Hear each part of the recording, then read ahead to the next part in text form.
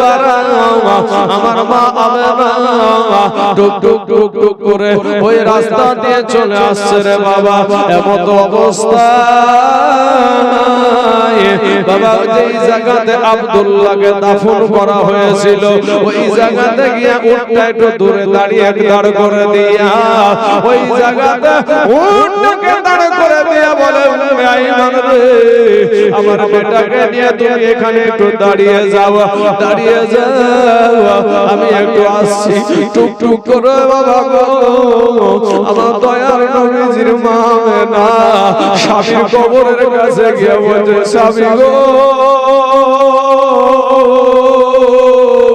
তুমি আমাকে দরিয়াতে ভেসে দিয়ে চলে গেছো গো স্বামী, স্বামী গো এতে আমার কোনো দুঃখ নাই, কিন্তু আমার কলেজার টুকরা নয়নের পানা আমার সন্তান এই কলেজার টুকরা নয়নের পানা বারবার বলে গো স্বামী আমি কি জবাব তাকে দিব গো স্বামী, আমি তাকে কি উত্তর দিব?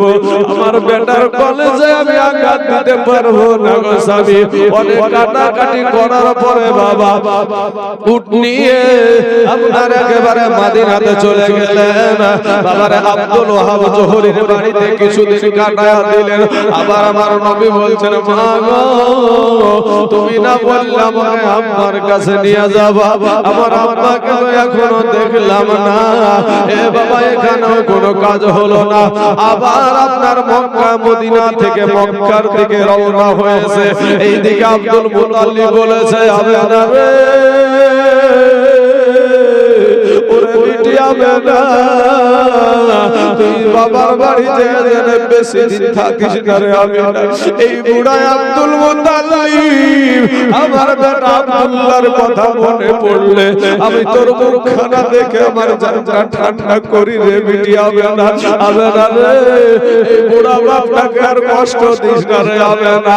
আমেনা বলেছিল আব্বা গো বেশি দিন আমি থাকবো না, চলে আসবো।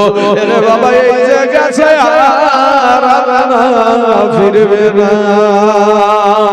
আমার রাস্তা দিয়ে চলে আসছে এত রৌদ্রের তাপ, এত রৌদ্রের তাপ, ওই তাপের মধ্যে দিয়ে চলে আসছে একটা বাড়ির বারান্দাতে বলে ওই জায়গাতে চলো ও আইমান ওই বৈঠকখানাতে একটু আরাম নেব, ওই আরাম করে আবার আমরা একটু বেলাটা যদি পড়ে তখন আমরা আবার রাস্তা দিয়ে চলতে শুরু করব।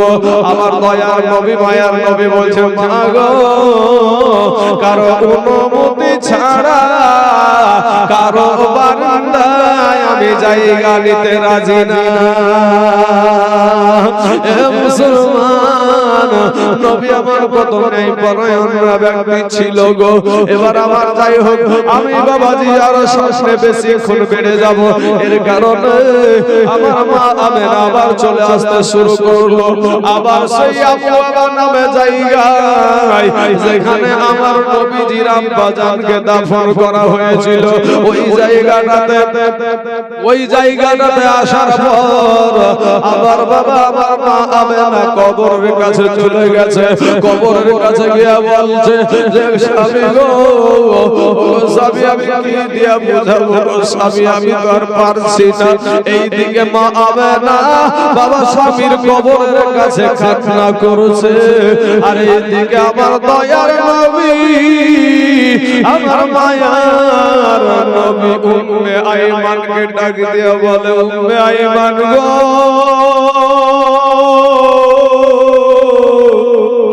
যাবার সময় আমার মা এই জায়গাতে দাঁড়ালো, আমার আসার সময় এই জায়গায় দাঁড়ালো।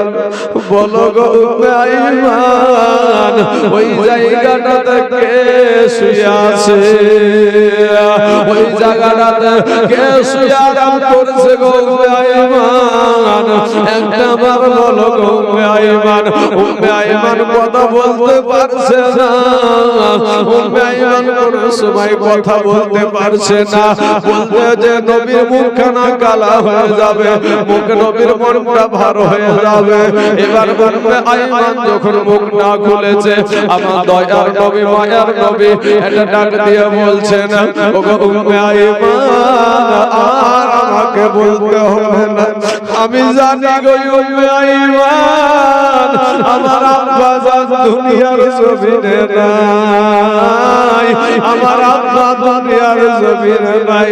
আমি জীবনে কোনোদিন আমার বাবার কোলে আমি উঠতে পাবো না, আমার বাবা কোনোদিন আমাকে আদর করবে না।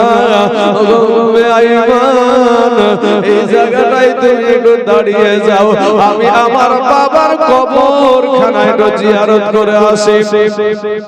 এ বাবা হযরত আমেনা রাদিয়াল্লাহু তাআলা আনহা বেটাকে আসতে দেখে আপনার আবার চোখের পানিগুলো মুছে মুছে মুছে মুছে চলে যাচ্ছে।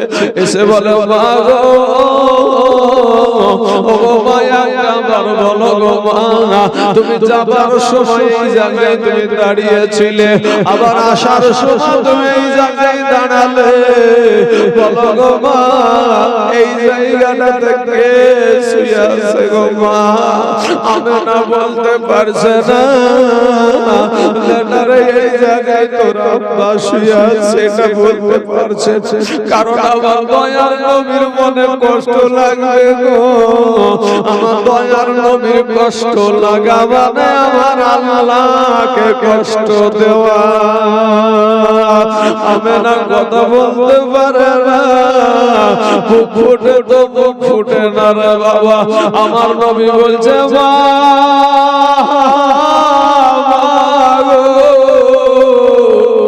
আমাকে আর বলতে হবে না গো বাবা, মা গো আমাকে আর বলতে হবে না। আমি বুঝে গেছি আমার আব্বা জান দুনিয়ার জমিনে নাই, আমার আব্বা দুনিয়াতে নাই, আমার আব্বা আমাকে আর কোনদিন বলে নেবে না। আব্বার চেহারা কেন আমি দেখতে পাবো না, আব্বা আমাকে আদর করবে না। মাগো তুমি উটের কাছে গিয়ে একটু দাঁড়িয়ে যাও, আর আমি আমার বাবার কবরখানায় একটু জিয়ারত করে আসি। এ বাবা আমার দয়ার নবী মায়ার নবী বাবার কবরের কাছে গিয়ে বাবা কবরটাকে চাপড়িয়ে ধরে বলে আব্বা গো একটাবার খুলে দাও গো আব্বা, একটাবার আদর করো গো আব্বা। আব্বা গো সবার ছেলেকে সবাই কোলে নেয়, কিন্তু আমাকে কেউ কোলে নেয় না। একটাবার আদর করো গো আব্বা, একটাবার চুমা দাও গো আব্বা, একটাবার শুধু আমাদেরকে চুমা দাও। এ বাবা যে আমার দয়ার নবীর কান্নাতে আকাশের পাখিরা কাঁদে গো, আল্লাহর ফেরেশতারা কাঁদে,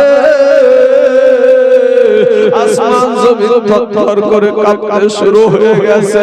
জিবরাইল বলে আল্লাহ গো তোমার হাবিব কাঁদে। এইদিকে বাবা কি ঘটে গেল দেখেন বাবা, হযরত আমেনা আমার নবীজির মা জননী, আমার দয়ার নবীর মা, আমার মায়ার নবীর মা যেন আর দাঁড়িয়ে থাকতে পারছে না। উম্মে আইমানকে ডাক দিয়ে বলে উম্মে আইমান রে, ওরে উম্মে আইমান একটু আমাকে দোয়া ধরে আমাকে মাটিতে বসায়া দে। এ বাবা গো মাটিতে বসায়া দেওয়ার মতই কিছুক্ষণ পরে আমার আল্লাহ বলে ইজরাইল ফেরেশতারে যা আমার বন্ধুর মা জননীর দেহ থেকে প্রাণ পাখিটা নিয়ে আয়া, প্রাণ পাখিটা নিয়ে আয়। ইজরাইল ফেরেশতা বলেছিল আল্লাহ গো ওগো আল্লাহ, এই যে ছোট্ট আপনার বন্ধু এই শিশু নবীর কাছে তার তো বাবা নাই, তার মা যদি মারা যায় তাকে দেখাশোনা করবে। জিবরাইল আজরাইলকে বলছে আল্লাহ বলে আজরাইল রে আমি যা জানি তুমি তা জানো না, আমি যেটা হুকুম করছি সেটা তুমি হুকুম পালন করো। এ বাবা মুহূর্তের মধ্যে হযরত আমেনা রাদিয়াল্লাহু তাআলা তাআলা আনহুর দেহ থেকে বাবা প্রাণ পাখিটা বের করে নিয়ে চলে গেছে। উম্মে আইমান দেখে হযরত আমেনা, মা আমেনার দেহতে বাবা তার রূহটার নাই। কবিরা পড়েন ইন্না লিল্লাহি ওয়া ইন্না ইলাইহি রাজিউন। এ বাবারা, ওই যে উম্মে আইমান একটা দৌড় দিয়া বাবা করলো কি, একটা দৌড় দিয়া বাবা আমার দয়ার নবীর কাছে গিয়া আমার নবীকে বলছে, ওগো মুহাম্মদ, ও বেটা মুহাম্মদ, শোনো রে বেটা মুহাম্মদ, তাড়াতাড়ি করে চলো, তোমার মায়ের অবস্থা ভালো না, তোমার মায়ের অবস্থা ভালো নাই, তোমার মা জানো জমিনে শুয়ে গেছে। এবার বাবা গো, আমার দয়ার নবী গিয়ে দেখছে, বারবার ডাকে মা, মা গো। একবার ডাক দিলে দ্বিতীয়বার ডাক দিতে হয় না। ও গো মা, আজকে আমি এতবার ডাকি গো মা, তারপরেও তুমি কেন সাড়া দাও না, তারপরেও কেন তুমি উত্তর দাও না? ও গো মা, মাগো তারপরেও তুমি উত্তর দাও না কেন গো মা? মাকে ডাক দিয়া বলে, মা, ও মা, তুমি একটাবার আমাকে বেটা বলে ডাকো, একটাবার মুহাম্মদ বলে ডাকো গো মা। মা কোনো কথা বলে না বাবা। এই করতে করতে উম্মে আইমান যখন আপনার লাশের কাছ থেকে টেনে নিচ্ছে, আসার খেয়ে আমার মায়ের লাশের উপরে পড়ে বলে, মা, মা গো, মা, তুমি একটাবার আমাকে আদর করো গো মা, একটাবার আমার সাথে কথা বলো গো মা, আমার যে দুনিয়াতে আর কেউ রইল না।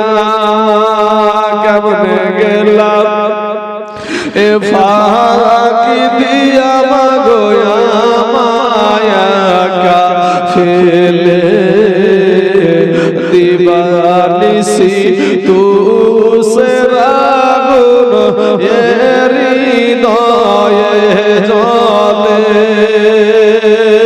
কেমনে গেলা ফাঁকি দিয়া মাগো মায়া ফেলে, আর দিবানিসি তু সে রাগুন হৃদয়ে জলে। আইরে কান্দা কান্দা হইছে রে নবী মা,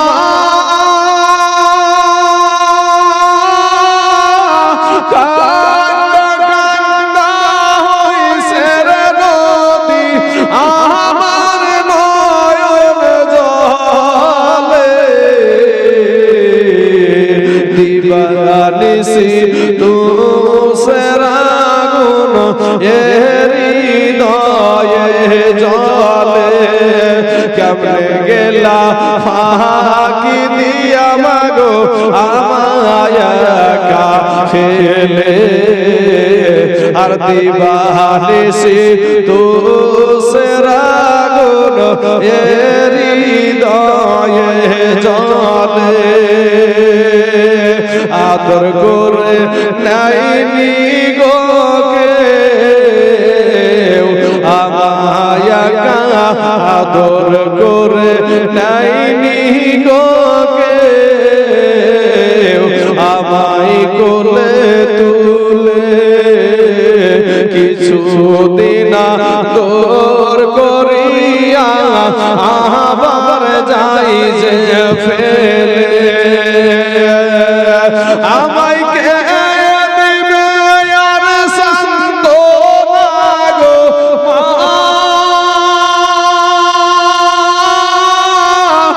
আমায় কে দিবে আর সান্তনা গো, একটু আদর করে। দিবানিসি তু সে রাগুন হৃদয়ে জলে, আদর করে নাহিনি গো আমায় কোলে তুলে কিছুদিন দূর করিয়া আবার যাই যে ফেলে আমায় কে দিবে আর সান্ত্বনা গো মা আমায় কে দিবে আর সান্ত্বনা গো একটু আদর করে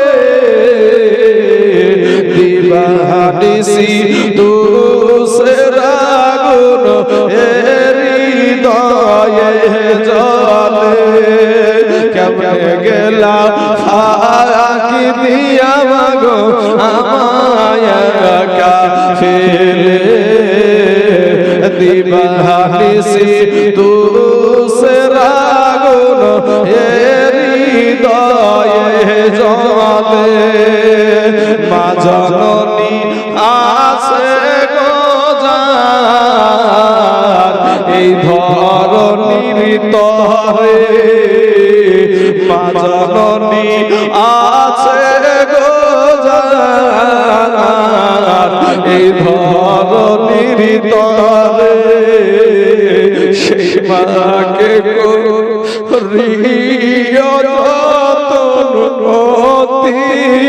আদর করে বাইরে মা জননী আছে গো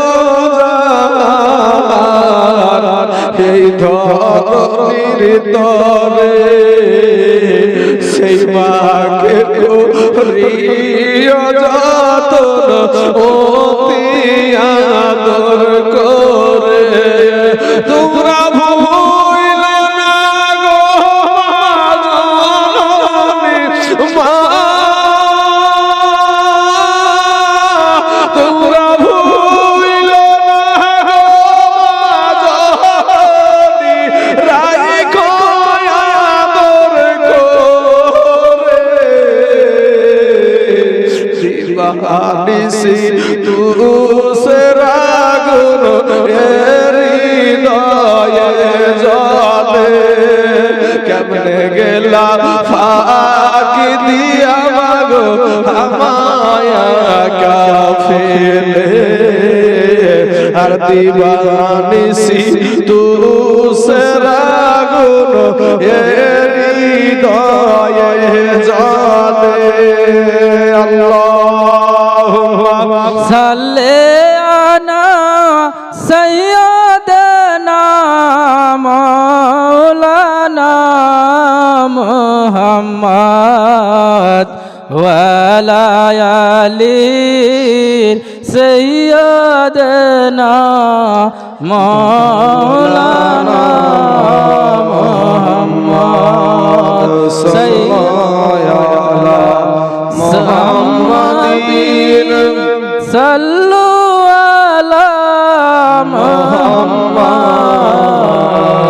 হরদম জবান সে নিকালো নামে মুহাম্মদ হরদম জবান से निकालो शफियाना मुहम्मद सल्लल्लाहु अलैहि वसल्लम আমার মা জননীর দুঃখের জীবনী কি শুনবারে বাবা আমার নবীর জীবনের দুঃখের জীবনী কি শুনবারে বাবা এরে মুসলমান এ আমার কালেমার ভাইরা শুনে যান গো রাতের বেলা এই দুনিয়াটা কিছুই না রে মুমিন এরে আমার নবীর উম্মতের দল মাস্তানি করিও না রে ভাই যৌবনের বাহাদুরি দেখাইও না বাবা গো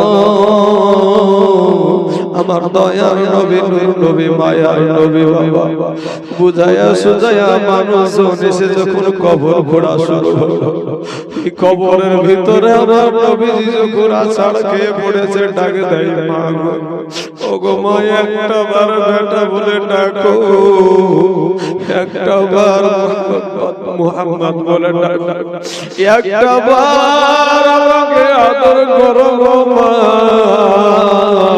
আমার নবীজির মা ছিল না, বাবা ছিল না রে বাবা। ওই নূর নবী দয়ার নবীর কথা কি বলবো ভাই রে, সেই নবীর মা নাই, যেই নবীর আব্বা নাই, নবীকে কত কষ্ট দিয়েছিল। ছোট্ট একটা জীবনী বাবাজি আপনাদের কাছে তুলে ধরলাম, নবীর জীবনী। একদিন বাবা নবীজি একটা জঙ্গলার পাশে নবী আমার করছেন কি নামাজ আদায় করছে রে ভাই। আজ আমরা নামাজ পড়ি না, আজ আমরা আল্লাহকে সিজদা করি না রে বাবা, নামাজও পড়ি না, সিজদাও করি না। এ মুসলমান ভাইরা একবার দরুদ পাক পড়েন। আপনারা এই ভাই আপনি উঠেছেন, আপনি উঠে চলেছেন। এত আওয়াজে এই বাচ্চাগুলো অত কেন চেঁচামেচি করছিস রে? একদম ওখানে চুপ হয়ে বসে থাকবি, মাঝখানে বসেন। দেখেন দেখেন কি আওয়াজ করে, এত আওয়াজে কি বক্তব্য ঠিক থাকে রে ভাই? বাবাজি আমার সোনা বানিকেরা শুনেন, এই ছেলেগুলোর হাতে যে মোবাইল, আমি কথা প্রসঙ্গে দিকে আসলাম, এই যে ছেলেগুলোর হাতে মোবাইল দিয়েছেন, শুনেন কথাগুলো। আজকে আমাদের বাড়ির মহিলারা যাদের ছোট ছোট বাচ্চা আছে, দুধের বাচ্চা, 3 বছর 2 বছর এরকম ছেলে যারা, আবার 4 বছর, একটা বাড়িতে যদি কোনো কুটুম আসে, মেহমান আসে, তো মায়ের শিক্ষা দিছে কি, যে বেটাকে বেটা হলো বলছে, বেটি হলো বলছে টাটা দাও। এই কথাটা আছে আপনাদের কাছে? হ্যাঁ আছে না, যে টাটা দাও, টাটা টাটা টাটা শিক্ষা দিচ্ছেন মা খালারা। শুনেন, কিয়ামতের দিন এই রকম দিন থাকবে না রে মা, কঠিন দিন কিয়ামতের আলোচনা হবে। লাস্টেকার দিন বলবো, লাস্টেকার দিন কিয়ামতের কি কষ্ট, সেই দিন আলোচনা করব। কারণ আমার মারুফ চাচা বলেছে যে আপনি যেদিক দিয়ে মানুষ এটা শুনতে ভালো লাগবে সেই দিক দিয়ে চালাবেন, কোনো ব্যাপার নাই। তো কিয়ামতের আলামত, কিয়ামতের যে কি কষ্ট সেদিন শুনবার, তার আগে একটা কথা আপনাদেরকে বলে দিই।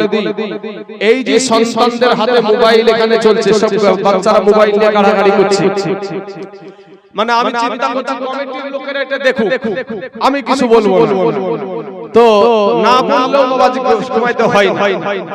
তো এই যে বাচ্চাগুলো এখানে চিৎকার চেঁচামেচি যখন থেকে এসেছে তখন থেকেই চলছে, এদের ভিতরে কিন্তু সেই শিক্ষায় শিক্ষিত এদের মা বাবা করতে পারে না।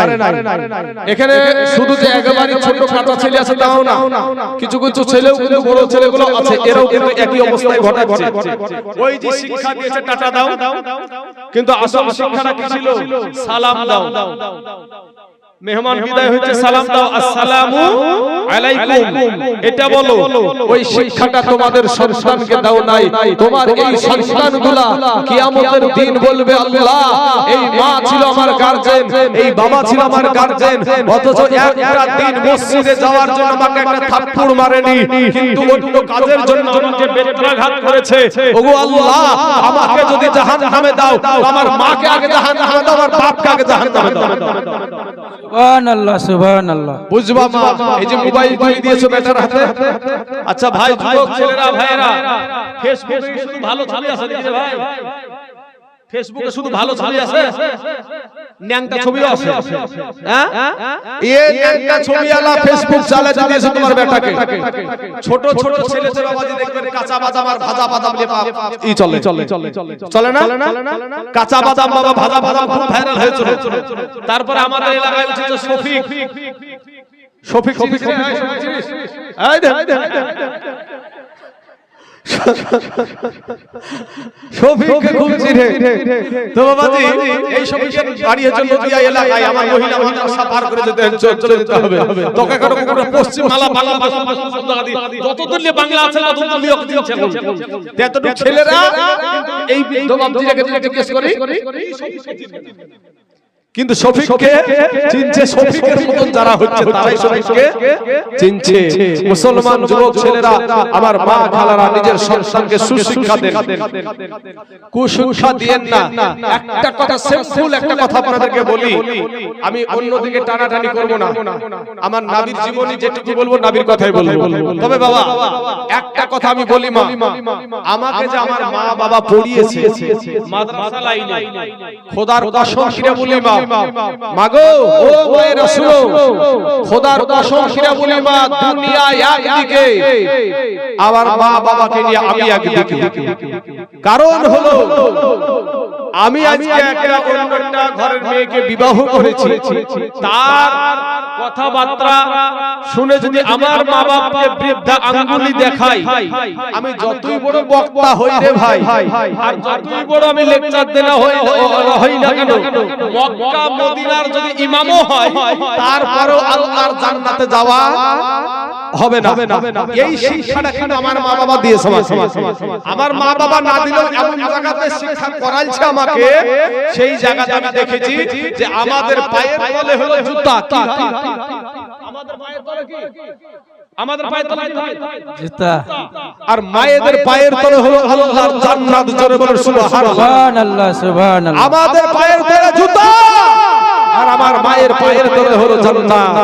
সুবহানাল্লাহ। মা বাবাকে কষ্ট দিতে ভাই কোন সময় যায় না, মাকে আঘাত করিও না। কিন্তু এই যে সন্তানগুলা, এই সন্তানগুলাকে মা খালারা, তুমি হলা প্রথম শিক্ষিকা। আজ তোমার সন্তানের হাতে মোবাইল তুলে দিয়েছো, স্বামী যদি এসে বসে আর চোখের ক্ষতি হবে না, মোবাইল লাগিয়ে দিয়েছিস, তোমার পেটটা জ্বালাই দিয়েছে,